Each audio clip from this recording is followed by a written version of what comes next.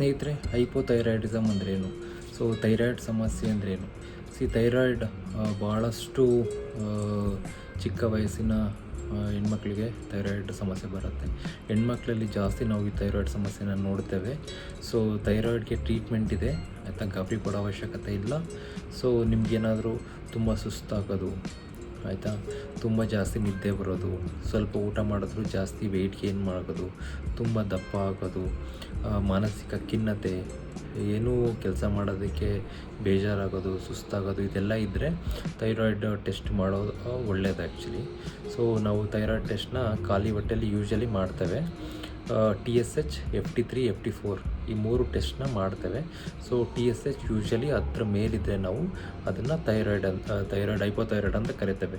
And usually 5ರಿಂದ 10 ಇದ್ದರೆ ಸಬ್ಕ್ಲಿನಿಕಲ್ hypothyroidism ಅಂತ ಕರಿತೇವೆ. ಸೊ 10ರಿಂದ ಮೇಲಿದ್ದರೆ ಅದು ಹೈಪೋಥೈರಾಯ್ಡಿಸಮ್.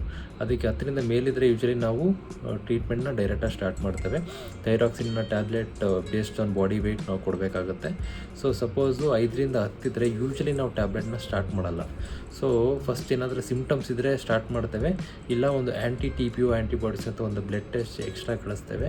ಸೊ ಅದರಲ್ಲಿ ಏನಾದರೂ ಪಾಸಿಟಿವ್ ಬಂದರೆ ನಾವು ಸ್ಟಾರ್ಟ್ ಮಾಡ್ತೇವೆ, ಇಲ್ಲಾಂದರೆ ಅವಶ್ಯಕತೆ ಇಲ್ಲ. ಸೊ ಎವ್ರಿ ಒಂದು 2-3 ಮಂತ್ಸ್ ನಾವು ಮಾನಿಟರ್ ಮಾಡ್ತಾ ಇರಬೇಕಾಗತ್ತೆ TSHನ. ಸೊ ಇದಕ್ಕೆ ಕಂಪ್ಲೀಟ್ ಟ್ರೀಟ್ಮೆಂಟ್ ಇದೆ, ಚೆನ್ನಾಗಿ ರಿಕವರ್ ಆಗ್ತಾರೆ ಪೇಷಂಟ್ಸು, ಗಾಬರಿ ಪಡೋ ಅವಶ್ಯಕತೆ ಇಲ್ಲ.